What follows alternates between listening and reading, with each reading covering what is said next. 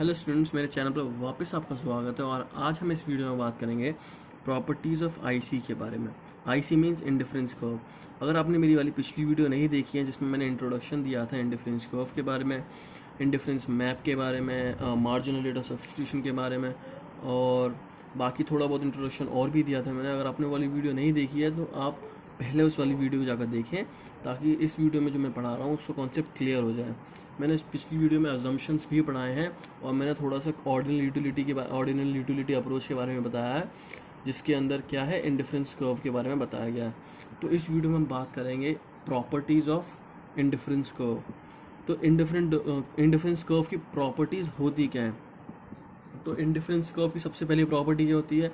IC slopes downward. तो ये जो प्रॉपर्टीज ऑफ इंडिफरेंस कर्व है इसके अंदर से 3-4 क्वेश्चन अलग से बन सकते हैं। एक तो ये क्वेश्चन हो सकता है कि what are the properties of IC, और why IC slopes downward and why ICs do not touch और intersect each other, why ICs do not touch X axis और वाई एक्सिस। तो इससे 3-4 अलग अलग क्वेश्चन बन सकते हैं। इसलिए मैंने इस वीडियो में पूरा का पूरा यही पढ़ाना है कि आईसी के प्रॉपर्टीज़ होती क्या है, इसको थॉरली एक्सप्लेन करूँगा ताकि आपको पूरा का पूरा कॉन्सेप्ट क्लियरली समझ में आ जाए। तो सबसे पहले प्रॉपर्टी की बात करते हैं। तो वो क्या है? IC slope downwards. तो हमें पता है आईसी का कर्व क्या होता है, ऐसा कर्व होता है।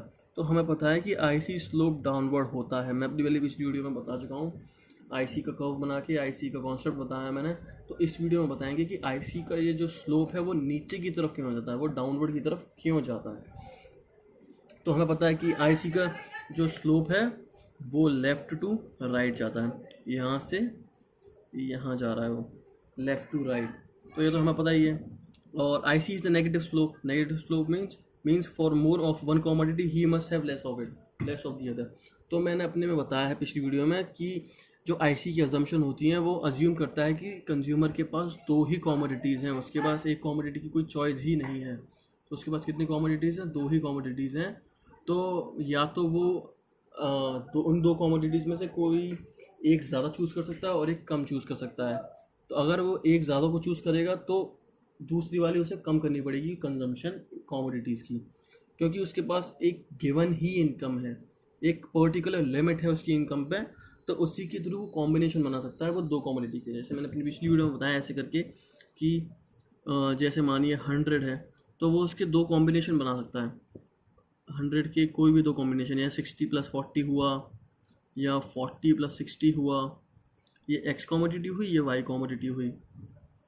100 के हुए 70-30, तो ऐसे करके बना सकता है 2 कॉम्बिनेशंस। बट कितनी कॉमोडिटी उसे कितनी रखनी है? 2 ही कॉमोडिटी रखनी है, उससे ज़्यादा कम कॉमोडिटी वो नहीं रख सकता। तो आईसी का स्लोप जो है वो नेगेटिव क्यों होता है? वो इसलिए नेगेटिव होता है क्योंकि उसे 2 कॉमोडिटीज़ में से चूज़ करना है, और अगर उसे एक कॉमोडिटी ज़्यादा प्यारी है, उसे एक कॉमोडिटी का ज़्यादा डिज़ायर है, तो उसे दूसरी कॉमोडिटी कंजम्पशन क्या करनी पड़ेगी? कम करनी पड़ेगी। जैसे मैंने बताया, अगर उसको 60 ये चाहिए तो उसे 40 ये रखना पड़ेगा, अगर उसे 40 ये चाहिए तो 60 ये रखना पड़ेगा, उसे 70 ये चाहिए 30 ये रखना पड़ेगा। ऐसे करके होता है। तो अब जैसे देख सकते हैं आप इसके अंदर कि at point A at IC के अंदर जो पॉइंट ए है, कंज्यूमर के पास कितने एप्पल हैं? 5 एप्पल्स हैं। पॉइंट ए, जो पॉइंट ए है ये वाला, उस पर कंज्यूमर के पास कितने एप्पल्स हैं? उसमें कंज्यूमर के पास है 5 एप्पल्स। देख सकते हैं एप्पल्स कितने हैं? 5, और ऑरेंजेस कितने हैं? 2 ऑरेंजेस हैं। और यहाँ पे क्या लिखा हुआ है? 2 ऑरेंजेस।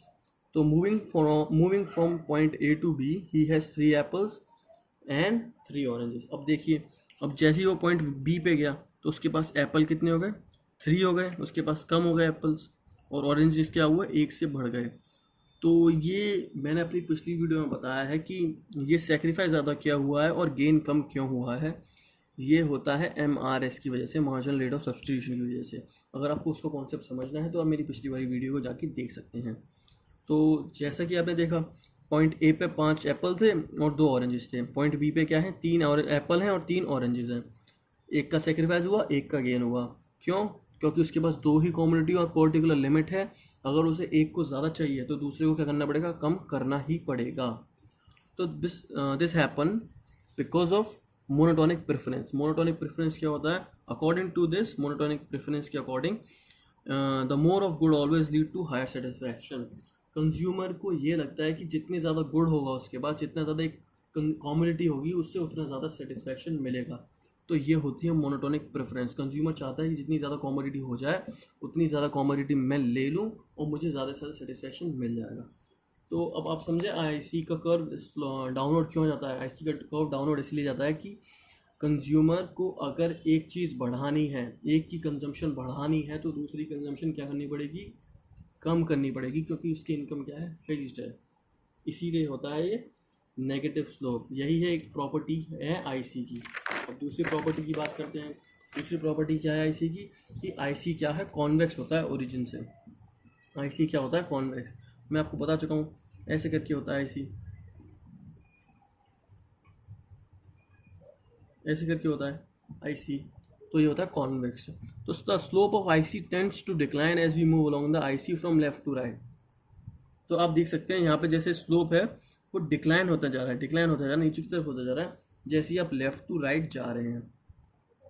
तो ये डिक्लाइन क्यों होता है, ये भी मैंने लिखा है कि डिक्लाइन क्यों होता है। जो स्लोप है आईसी का वो डिक्लाइन इसीलिए होता है बिकॉज जो रेट है जिससे कंज्यूमर क्या कर रहा है, सब्सटीट्यूट कर रहा है एक कॉमोडिटी को दूसरी कॉमोडिटी के लिए, वो डिक्लाइन होती जा रही है। मैंने आपको बताया है पिछली वीडियो में एमआरएस जो है वो कम होता जाता है। जो पहली कॉमोडिटी के लिए सेक्रीफाइस करते हैं वो ज़्यादा होता है और गेन कम होता है। फिर अगली कॉमोडिटी के लिए सेक्रीफाइस पहली वाली से हिसाब से कम होता जाता है। जैसे आप ये देख सकते हैं, मैंने नीचे बताया है ये। इसे हम क्या बोलते हैं, पहली बात तो डिमिनिशिंग एमआरएस बोलते हैं। कम होना किसका, एमआरएस का, इसे हम ये बोलते हैं। Briefly, IC is convex to the origin because of MRS tend to decline. IC convex क्यों होता है ओरिजिन से, क्योंकि जो एमआरएस है वो क्या होती है, डिक्लाइन होती जाती है। तो अब हम इसके थ्रू देखते हैं, स्टेबुलर रिप्रेजेंटेशन के थ्रू, कि ये एक्स कॉमोडिटी और ये वाई कॉमोडिटी है। तो यहाँ पे मैं एमआरएस बता चुका हूँ, एक का सेक्रीफाइस दूसरे के गेन के लिए। तो यहाँ पे वाई का सेक्रीफाइस हो रहा है, पहली में 8 थी, दूसरी में क्या है 4 रह गई, मतलब 4 का सेक्रीफाइस हो गया। और यहाँ पे गेन कितना हुआ, 1 का, +1 का गेन हुआ, और यहाँ पे -4 का सेक्रीफाइस हुआ, यहाँ पे +1 का गेन हुआ। यहाँ पे देख सकते हैं -2 का गेन सेक्रीफाइस हुआ, यहाँ पे +1 का गेन हुआ, यहाँ पे +1 का गेन हुआ, और यहाँ पे -1 का सेक्रीफाइस हुआ। तो आप देख सकते हैं एमआरएस जो हमने निकाला है change in Y upon change in X से, वो पहले तो 4 था, फिर 2 रह गया, फिर 1 रह गया। तो ये क्या हो रहा है, डिमिनिश हो रहा है। एमआरएस क्या हो रहा है, डिमिनिश हो रहा है। ये क्यों होता है diminish, it is because of law of diminishing marginal utility. मतलब जैसे ही एक कॉमोडिटी ज़्यादा कंज्यूम करना चाहेगा तो उससे उसको मिलने वाला जो सेटिस्फैक्शन है वो क्या होता जाएगा, कम होता जाएगा। अगर वो एक की क्वांटिटी ज़्यादा बढ़ा रहा है, एक की कंजम्पशन ज़्यादा बढ़ा रहा है, तो वो उससे मिलने वाला यूटिलिटी क्या होती जाएगी, कम होती जाएगी। इसीलिए ये कॉन्वेक्स टू ओरिजिन होता है। अब हम बात करें तीसरे वाले की। तीसरा वाला क्या कहता है, तीसरा वाला प्रॉपर्टी कहती है आईसी की कि higher IC shows higher level of satisfaction. तो ये पहली बात तो मैं बता दूं, इंडिफरेंस मैप क्या होता है। जिसमें एक से ज़्यादा कर्व हो उसे क्या बोलते हैं, हम इंडिफरेंस मैप बोलते हैं। तो higher IC shows higher level of satisfaction, मतलब जितनी ज़्यादा आईसी होगी उतना ज़्यादा सेटिस्फैक्शन मिलेगा कंज्यूमर को, उतना ज़्यादा कॉमोडिटी वो क्या कर सकता है, कंज्यूम कर सकता है। जैसे मैंने भी मोनोटोनिक प्रेफरेंस में बताया है, जितनी ज़्यादा कॉमोडिटी उतना ज़्यादा सेटिस्फैक्शन। तो वो कैसे है, मोनोटोनिक प्रेफरेंस में उसने ये बताया है, हमें ये बताया गया है कि जितना ज़्यादा कॉमोडिटी मिलेगी कंज्यूमर को उससे लगेगा उतना ज़्यादा सेटिस्फैक्शन हो रहा है। और इसीलिए हायर आईसी का मतलब क्या होता है, हायर लेवल ऑफ सेटिस्फैक्शन। तो अब मैं ऐसे थोड़ा सा एक्सप्लेन कर दूं। Higher level of IC indifference curve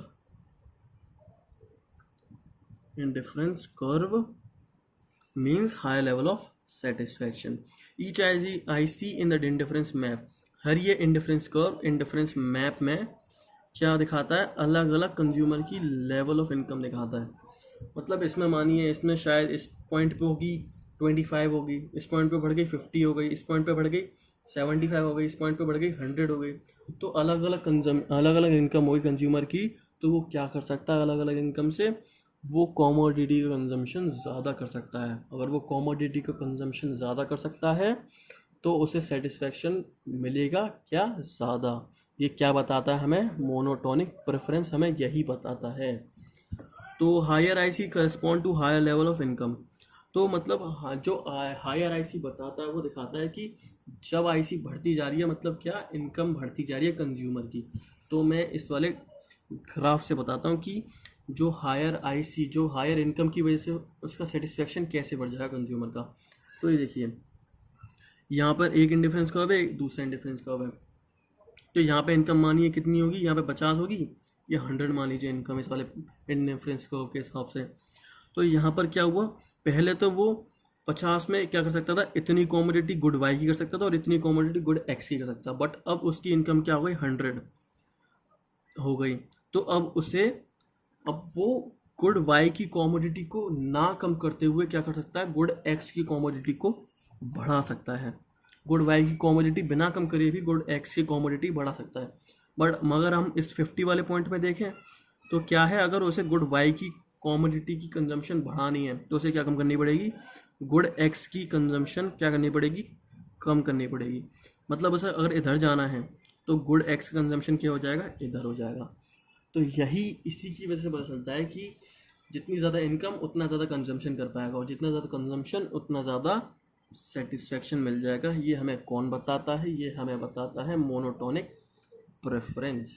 तो आई होप आपको ये वाला तीसरा वाला भी समझ में आ गया होगा, प्रॉपर्टी ऑफ इंडिफरेंस कर्व। तो अब ये दो ही बचे हैं, प्रॉपर्टी ऑफ इंडिफरेंस कर्व। तो ये फोर्थ वन क्या कहता है कि आईसी क्या करते हैं, एक दूसरे को टच नहीं करते और एक दूसरे को इंटरसेक्ट भी नहीं करते। एक दूसरे को टच मतलब जैसे ये हुआ तो ये इसी के ऊपर ये नहीं कर सकता, ऐसा नहीं होगा। और एक दूसरे को इंटरसेक्ट का मैंने ये बनाया हुआ है। ये ऐसा क्यों होता है कि इंडिफरेंस कर्व एक दूसरे को इंटरसेक्ट नहीं कर सकते, क्योंकि at the point of tangency the higher curve will give as much as of the two commodities. अब ये मानिए मैंने भी आपको बताया जितना ज़्यादा कर्व ऊपर होगा उतना ज़्यादा कॉमोडिटी मिलेगी। तो अगर ये दोनों कर्व एक दूसरे से टच हो रहे हैं तो इसका मतलब क्या है कि उसको कंजम्पशन दोनों में बराबर ही मिल रहा है। बट अलग अलग आईसी कर्व है तो अलग अलग सेटिस्फेक्शन मिलना चाहिए, अलग अलग लेवल ऑफ इनकम होगी। बट इस वाले कर्व के हिसाब से उन दोनों को क्या मिल रहा है, सेटिस्फेक्शन एक ही मिल रहा है, एक ही लेवल ऑफ सेटिस्फेक्शन मिल रहा है दोनों कॉमोडिटी से।